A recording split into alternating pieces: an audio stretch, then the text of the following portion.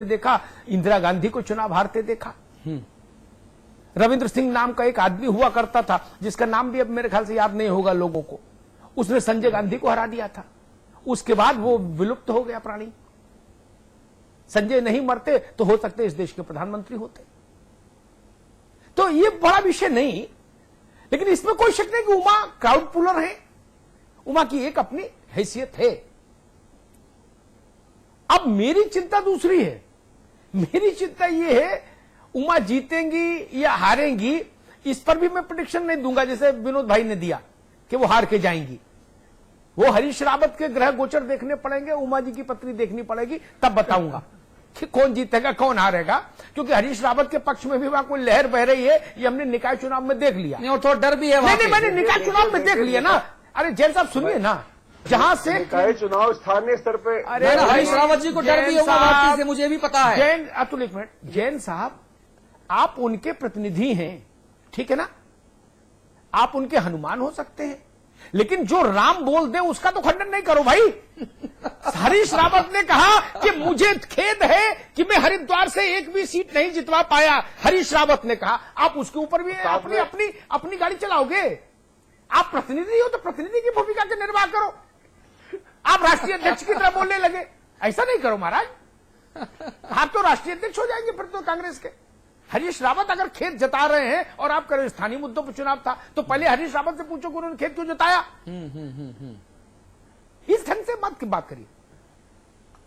मूल मेरी चिंता है त्रिवेंद्र भाई की पार्टी को लेकर। एक बड़ा पेड़ आएगा तो जितनी बोनसाई है ना, उन सबकी छाया और धूप कम हो जाएगी।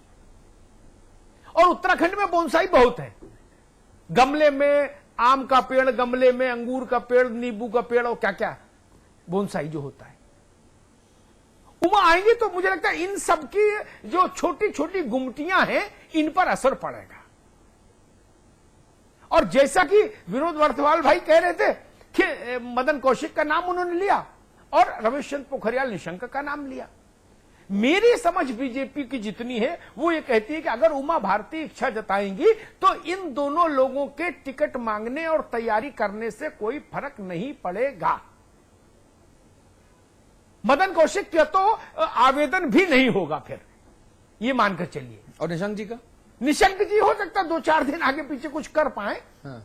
चूंकि पूर्व मुख्यमंत्री हैं, 2-4 दिन दिल्ली देहरादून आना जाना रखेंगे, लेकिन उनको भी बता दिया जाएगा कि नहीं, चुनाव जितवाइए और मेहनत करिए और जाइए।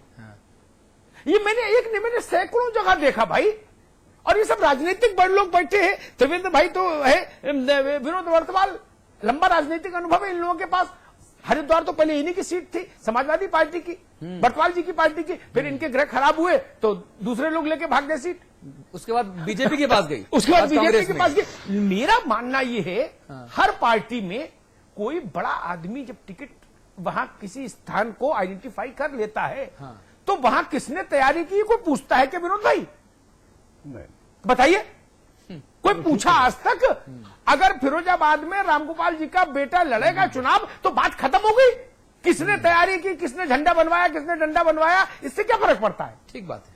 कन्नौज में 200 टिकट के उम्मीदवार थे, निर्णय हो गया दिल्ली में कोई बहू लड़ेगी तो लड़ेगी। उसमें पंचायत नहीं होती ना। ये तो राजनीति का पहला क्या कह रहा है। अच्छा रावत जी, ये बताइए, क्या आपके यहाँ कोई पंचायत हो रही है क्या इस तरह की? हम जरा ये समझते हैं पहले। ऐसा है कि हमारे यहाँ जो पार्टी है, बीजेपी है, वो अपनी जो तैयारी है वो बूथ स्तर पर कर रही है। अच्छा। और बूथ स्तर पर कर रही है, गांव स्तर पर कर रही है, विधानसभा स्तर पर कर रही है। और बहुत जल्दी हमारे लोकसभा से लेकर विधानसभा तक के जो संयोजक हैं वो उनका चयन कर लिया जाएगा। उसके लिए पार्टी के द्वारा। अरे भाई मैं ये कह रहा हूँ, उमा भारती जी के लिए तैयार है ना आप लोग? रेड कार्पेट बिछा दिया ना साध्वी के लिए? पूछ रहा हूँ मैं, छोटा सवाल था। मैं अतुल जी आपकी बात का ही जवाब दे रहा हूँ। मेरा ये कहना है कि उमा जी ने जो कहा है हरिद्वार में, उन्होंने कहा कि पार्टी अगर मुझे कहती है कि हरिद्वार से चुनाव लड़ना है तो मैं उसके लिए तैयार हूँ। तो उमा भारती जी ने ऐसा क्यों कहा? यानी उनकी मंशा है। कोई भी कार्यकर्ता, पार्टी का कोई भी कार्यकर्ता अगर अब इस तरह से अपनी बात कहता है तो उसमें बात कहने का अधिकार है। उमा भारती सिर्फ कार्यकर्ता नहीं है भाई साहब। उमा जी भाई साहब उमा भारती सिर्फ एक कार्यकर्ता नहीं है। नहीं, सिर्फ वो कार्यकर्ता नहीं, लेकिन मूलतः वो पार्टी की कार्यकर्ता है। हाँ। नेता बनते हैं, पहले कार्यकर्ता बनते हैं। हाँ। और कोई भी नेता पार्टी का मैं सवाल दूसरा पूछ रहा हूं, मैं सिर्फ इतना कह रहा हूं कि उमा भारती जी का अगर टिकट फाइनल होता है तो आप लोग तैयार है ना रेड कारपेट के लिए? नहीं, बिल्कुल, क्यों नहीं। अगर पार्टी ये तय करती है उमा जी को हरिद्वार से चुनाव लड़ाना है तो हम उनके लिए तैयार हैं। ये तैयारी कोर्ट द्वार की तरह तो नहीं होगी ना जी? ये तैयारी कोर्ट द्वार की तरह तो नहीं होगी ना? नहीं, कोर्ट द्वार में क्या हुआ वो सबको पता है। नहीं, मैं पूछ रहा हूं भाई साहब, थोड़ा मेरा नॉलेज थोड़ा कम है। जी, आपकी नॉलेज हमको पता है कि आपकी नॉलेज कितनी है, और इसलिए पार्टी पूरे मनोयोग से और जो पार्टी हाईकमान तय करेगा उसका अनुपालन करेगी। अच्छा, जैन साहब मुझे बताइए, जब निकाय चुनाव में केंद्रीय मंत्री जी जो आपके बड़े भाई हैं हरीश जी, जब इतना लचर प्रदर्शन रहा, उमा भारती आ जाएंगी तो फिर क्या होगा? अंदर खाने कांग्रेस के लोग ये सवाल कर रहे हैं। आज कम से कम आज कम से कम 3 कांग्रेसी नेताओं से जो उत्तराखंड से आते हैं, मेरी उनसे बात हुई, चूंकि मैं नाम नहीं बता सकता क्योंकि वो तीनों मेरे मित्र हैं, और उन्होंने मुझे जो जानकारी दी वो ऑफ द रिकॉर्ड दी। उन्होंने कहा भाई साहब तोते उड़े हुए हैं मंत्री जी के, ये शब्द थे उनके, आप ही की पार्टी के। देखिए, हरीश रावत जी एक जननेता है और आज वो राष्ट्रीय नेता है, और हरिद्वार में जितनी राष्ट्रीय नेता क्यों ये भी पता, राष्ट्रीय नेता क्यों ये भी पता, 17 विधायक घर में क्या कर रहे थे ये भी पता। जितनी प्रेजेंस हरीश रावत जी की इन 4-5 सालों में हरिद्वार में रही, मेरे ख्याल से कभी किसी सांसद की नहीं रही होगी। और इस बार निकाय चुनाव फुस हो गया। गाँव ना इस बार तभी निकाय चुनाव फुस हो गया। देखिए, निकाय चुनाव तभी आपके 2 बड़े नेताओं ने, जिनमें विधायक हैं, चिट्ठी लिख के सोनिया दरबार में पहुंच गए कि साहब हरीश रावत जी ने भी टिकट बंटवाए थे। ये जो बयान दे रहे हैं ना कि टिकट हमने नहीं बंटवाए थे, ये गलत बयान है। टिकट इन्होंने भी बंटवाए थे। रावत जी ने जिम्मेदारी ली और कहा है कि टिकट उनकी मर्जी से नहीं दिया गया। हाँ, तभी तो मैं कह रहा हूँ, तभी चिट्ठी लिखी 2 विधायकों ने, आपके 2 नेताओं ने, इसमें एक विधायक हैं, ना सहमति ली गई। और तभी तक। अरे भाई साहब, जैन साहब आप हनुमान हो सकते हैं, जैन साहब आप हनुमान हो सकते हैं हरीश जी के, लेकिन आपकी पार्टी के एक विधायक और एक बड़े नेता ने चिट्ठी लिखी थी 10 जनपद में, जिस दिन बहुगुणा जी और हरीश रावत जी दिल्ली में थे, एक साथ मुलाकात हुई थी मैडम से और अहमद भाई से, जनार्दन जी से, उसी दिन सुबह चिट्ठी लीक की गई थी। मैं जहां तक ये उत्तराखंड की और स्थानीय बात है, मैं उसमें आपको कहना ये चाहता हूं कि हरिद्वार की जहां तक हार की आप बात कर रहे हैं निकाय चुनाव की, वो रावत जी कई बार स्पष्ट कर चुके हैं, और रावत जी ने कहा है कि वो पार्टी के मुंह पे करारा तमाचा है। निकाय में पूरे प्रदेश में जो पार्टी की दुर्गति हुई, तो पार्टी का एक बड़ा मुंह तो हरीश जी का भी है। पार्टी के मुंह पे भाई साहब, पार्टी का एक बहुत बड़ा मुंह तो हरीश जी का भी है। निश्चित तौर पे हम उससे इंक्वायर नहीं करते। हाँ। लेकिन जहां तक हरिद्वार पार्लियामेंट्री क्षेत्र की बात है, मैं यहां दावे के साथ कह सकता हूं कि उसमें एक छत्र हरीश रावत कार्यकर्ताओं के मन में समाये हुए हैं, टिहरी में भी था। दूसरा कोई व्यक्ति, भाई साहब वो तो टिहरी में भी था, भाई साहब वो तो टिहरी में भी था। देखिए आप हरिद्वार की, मैं यहां बात करने के लिए आपके साथ बैठा हूं। भाई साहब मैं तो आपको प्रदेश का नेता मानता हूं, भाई साहब मैं तो आपको प्रदेश का नेता मानता हूं। हरिद्वार मुझे नहीं पता था आप जिले का नेता हैं। नहीं, मैं आप मेरे से हरिद्वार के बारे में बात कर रहे हैं ना भाई साहब, मैंने तो आपको बुलाया था प्रदेश के नेता होने के नाते। मैं तो हरिद्वार, अगर आप जिले का नेता होके बात करना चाहते हैं तो बात ही खत्म हो गई फिर तो। मैं ये कह रहा कि टिहरी की हार भी अनफॉर्चुनेट है, उसके लिए भी सामने मेहनत की आवश्यकता है पार्टी में। अरे भैया, पार्टी में बड़ा मनोन हुआ उसके लिए भी। जैन साहब, हर मृत्यु और हर पराजय दुर्भाग्यपूर्ण ही होती है, उसको कहो ना कहो इससे कोई फर्क नहीं। अमिताभ जी संपादक ने, मैं चाहूंगा पहले विनोद भाई आप जरा पहले संपादक की टिप्पणी से पहले अपना फाइनल कमेंट जरूर दें, क्योंकि बड़ा रोचक होने वाला है, मुझे पता है, आपका चेहरा देख के लग रहा है। मेरा ये मानना है कि हरीश रावत जी के लिए भी बड़े खतरे की घंटी है। हाँ। भले ही जैन साहब कुछ कहते रहे, हाँ। और हरीश रावत जी जन नेता भी हैं, हाँ। इसमें कोई दो राय नहीं, पर घंटी बड़ी खतरनाक है। अच्छा, इतनी खतरनाक घंटी बज रही है गले में कि मैं क्या बताऊं आपको। अच्छा, और ऐसे ही अगर उमा भारती जी आती हैं तो ये लड़ाई बड़ी रोचक होगी, क्योंकि हमारा भी जो उम्मीदवार है उसकी हमने घोषणा करी है। अजमल खान साहब की, तो वो भी बहुत मजबूत है।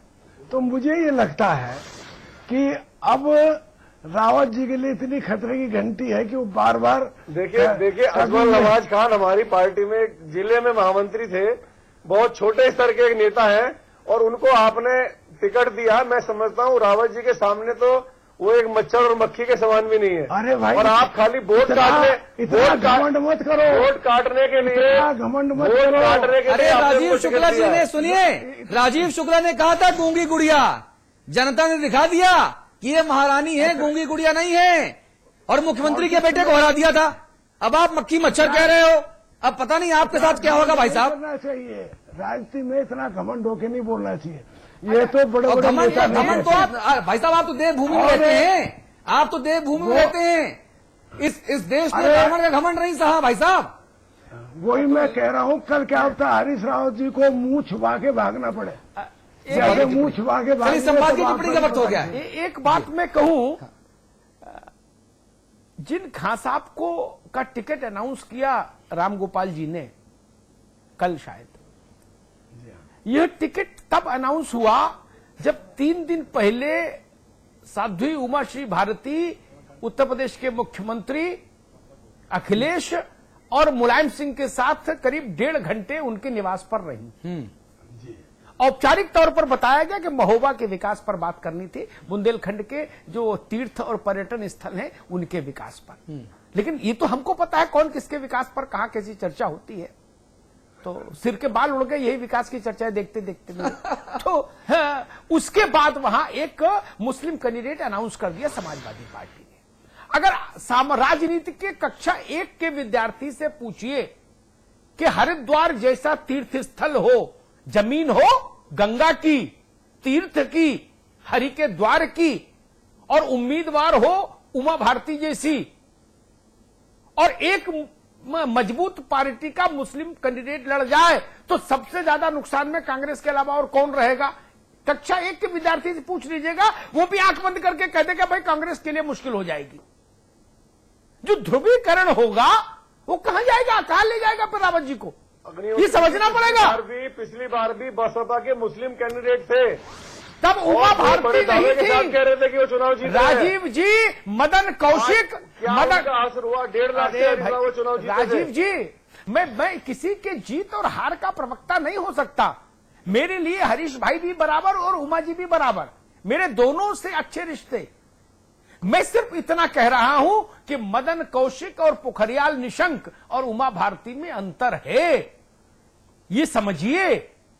ये पोखरियाल और कौशिक नहीं है उमा भारती। उमा भारती हिंदुस्तान में जहां भी जाती है 10-20-50 हजार आदमी की भीड़ जुटाने की कुव्वत रखती है। ठीक बात है। कितने नेता हैं इस देश में? ठीक बात। आपकी पार्टी में कितने नेता हैं वो बता दीजिए, जो 20-25-50 हजार की भीड़ जुटा ले, या जो बोले, जो देश भर में छप जाए, वही बता दीजिए ऐसे कितने चेहरे हैं। सत्य को सत्य मानना भी सीखा जाना चाहिए ना राजनीति में। अब आप मदन कौशिक को उमा भारती के एक पार खड़ा कर देंगे, कल को आप कहोगे नरेंद्र मोदी के एक पार मदन कौशिक, तो ये तो मजाक हो जाएगा, कौन मानेगा इन सब बातों को जी। कल को कोई मोहल्ला सुधार समिति का लड़का कहे कि मैं और मुलायम सिंह बराबर, तो नहीं चलेगा ना। देखना पड़ेगा कि उसके फोटो पर 225 विधायक जीत के आ गए, मायावती के एक पोस्टर पर 22 लोकसभा के सदस्य चुन के आ जाते हैं। अच्छी अच्छी पार्टियों को 22 सांसद नसीब नहीं होते, उनको छोटा नेता कैसे बता दें हम फिर? ठीक बात। ये सब भ्रम में नहीं रहना चाहिए। जनता में किसकी छवि कहां है ये भी देखना चाहिए। मैंने तो सिर्फ एक इशारा किया अपने दर्शकों के लिए। उमा जी जब यादव परिवार के साथ भोजन करके बाहर आई, उसके 48 घंटे के भीतर वहां से एक उम्मीदवार अनाउंस हुआ। मैंने ये कहा नहीं कि इन दोनों में कोई रिश्ता है। हाँ। ये तो दर्शक समझेंगे रिश्ता है, नहीं समझेंगे त्रिवेंद्र सिंह समझेंगे, विनोद भाई समझेंगे। ठीक है। लेकिन अगर ये है तो यकीन मानिए ध्रुवीकरण कांग्रेस को नुकसान देगा। चलिए, बहुत बहुत धन्यवाद भाई राजीव जैन, बहुत शुक्रिया रावत जी, बहुत शुक्रिया विनोद बरसवाल साहब, अमिताभ जी बहुत धन्यवाद। बड़ा सवाल यहां पर यह है कि कौन जीतेगा कौन हारेगा, लेकिन अभी जो दल है हमारे साथ जिनके नुमाइंदे थे, उनका चाल चरित्र और चेहरा सामने रखने की कोशिश हमने की। बाकी तो आप जनता हैं, आप जनार्दन हैं, आप मालिक हैं, आप जिसको जिताना चाहें वही जीतेगा। आप जिसको औंधे मुंह गिराना चाहें वो गिरेगा, लेकिन सिर्फ इतना कि वोट की चोट उसके नाम पर मारिए जो आपके नाम को बदनाम न होने दे और जो आपका विकास कर सके। नमस्कार।